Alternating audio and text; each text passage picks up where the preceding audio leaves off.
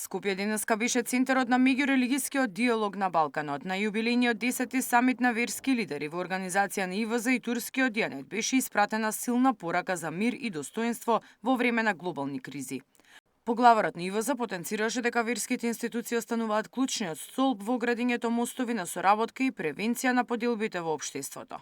Апел на сите балкански лидери за мир не само во Балканот, туку и во целиот свет, затоа што човекот е најважно и најубаво дело на Господ и секој атак врз достоинство на човекот е атак против волјата на Господот.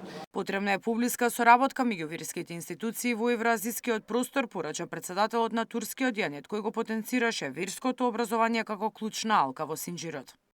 Dünyanın barış ve huzuruna kasteden tüm bu girişimlerin bir insanlık suçu olduğunu özellikle vurgulamak isterim.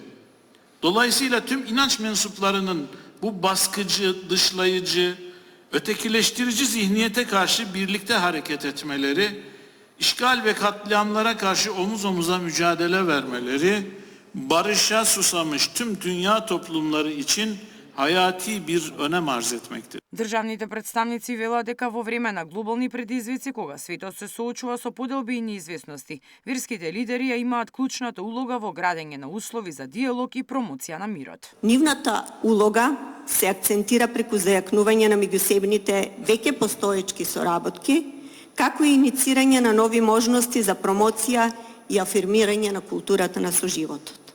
Македонија е пример дека соживотот не е само идеал, туку реалност што се гради со години преку взаемна почит и институционална поддршка.